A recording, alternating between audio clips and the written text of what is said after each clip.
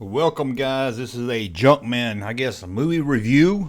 I'm not really sure what to call it. I guess it's kind of a review, but I just want to talk about this movie because when it comes to 80s movies, I hear you guys talk about 80s movies all the time, and I talk about 80s movies all the time, and this one never comes up, but it should. It should be on par with some of those classic 80 films. But this one here has kind of been lost in the 80s. Most of the 80s sci-fi action films, spew sequels, reboots, prequels. But this one action science fiction film, just very little talk. But what action science fiction movie am I talking about? The only one starring Tom Selleck. Hey, you got that floater yet?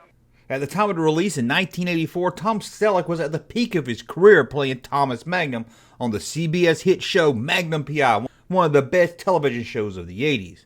This was Tom Selleck's time to turn that TV career into a movie career. The film also starred Gene Simmons. Yes, Gene Simmons. This one, not that one. And yes, that's the same Gene Simmons from the rock band Kiss. Some of you may be worried right now saying, oh no, that's Gene Simmons. I saw him acting Kiss Meets of the Phantom of the Park. But wait, hear me out. Gene Simmons is actually great in this. He plays one of the best 80s villains. Now, I'm not going to sit there and say he's one of the best actors, but he just looks like a villain, and he plays the part well enough.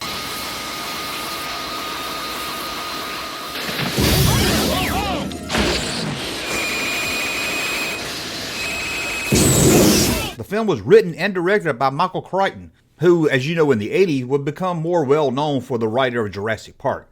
But of course, he's written a lot of books that we all love. The film takes place in the not-so-distant future.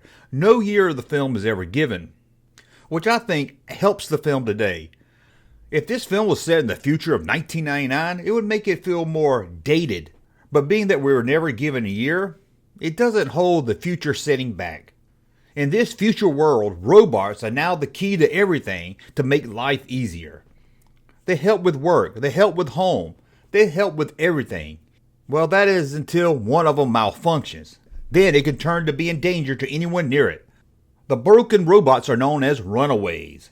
To handle these rogue, broken robots, a division of the police force was created to capture the robots and to see they are safely disposed of or fixed. To many on the inside of the police force, this robot task force is a joke.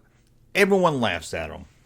Tom Selleck plays Sergeant Jack Ramsey, who is a veteran police officer who has joined the Runaway program due to an incident where a lawbreaker escaped due to Ramsey's fear of height. That would also lead to a family being killed by the escaped lawbreaker. Ramsey has taken under his wing a new partner, Karen Thompson. She's a robot expert, something lacking even in the robot task force. Karen's really excited about her new role in the task force, but she has to be reminded by Ramsey that mostly all they do is find a robot and flip a switch. It's not the exciting job she thinks it will be. But very early on, she does get the excitement she hoped for when they are called to a home due to a runaway robot that has murdered a family with a kitchen knife and a gun. I know, this sounds really stupid, but trust me, it's not. Well, it's 80s silly, but it's really exciting. Once Ramsey stops the robot, he finds a strange circuit that has been added to the robot that overwrites its safety feature and has been reprogrammed for the robot to kill the family. This isn't just some hacked robot, it's a master chip placed in the robot that's being mass produced. Ramsey and his new partner decide to investigate and find out who's producing these chips. This leads them to Dr. Charles Luther, a defense contractor played by Gene Simmons.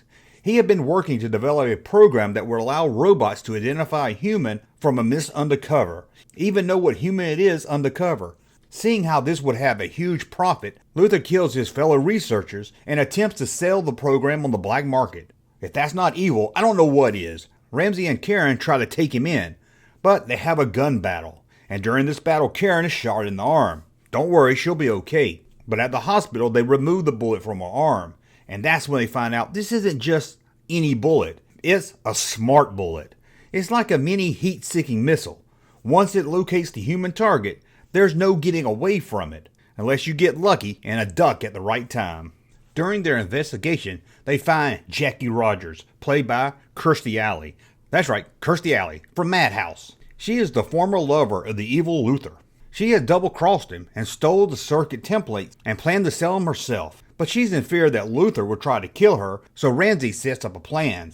He will use Jackie as bait to To their shock, Luther uses a robot bomb to blow up their police convoy. However, before the robot bomb can reach the convoy, Ramsey finds a device used to track them in Jackie's purse. He throws it out the window right in time.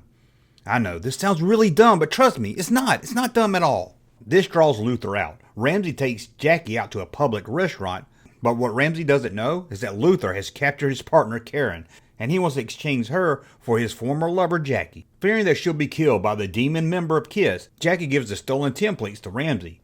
Soon after, a gunfight breaks out in the restaurant, and Ramsey is able to escape.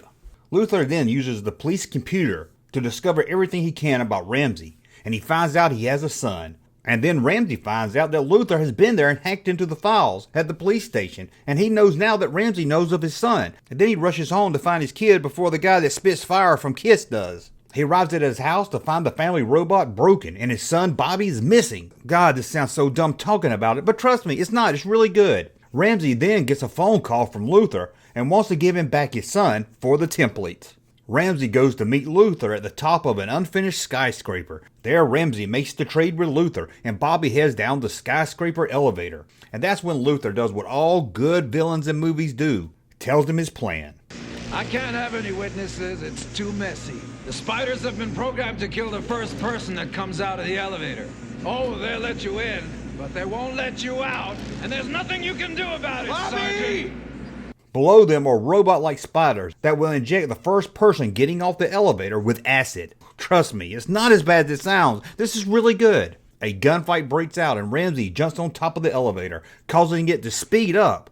Now, I'm not going to get into spoilers, although there's been some spoilers here already. I will just say those spider robots give Magnum a really hard time. As you know, he's scared of being up high. So he's on this skyscraper that's not through being constructed yet, flying down the elevator with acid spider robots after him. Tell me you don't want to see that. But after this exciting fight, the movie does come to an end. Now I know this sounds really dumb, but trust me, it's not. Now I'm not going to sit here and say this is the greatest action science fiction movie of the 80s. It's not. And it's not as good as something maybe like Terminator, but it's pretty high up there when it comes to 80s sci-fi action movies. And it really needs to be talked about more today. Maybe it wouldn't have been forgotten if they had sequels to it, but sadly the movie bombed at the box office. I mean, this is 1984, it did have a lot of competition, such as The Terminator. Now, soon after this movie was released and bombed, it showed up on HBO, and I think HBO showed it about 12 times a week. This thing was always on HBO. So if you were a kid in the 80s, you had HBO, you were sick from school, you watched Runaway. And you really was excited when you turned on HBO, and it was at that end battle on the skyscraper. That's what this whole movie's leading up to, and that's the most fun part of this movie. Sure, the movie in parts is kind of cliche and kind of silly, and the acting from Gene Simmons is okay, but it's not perfect.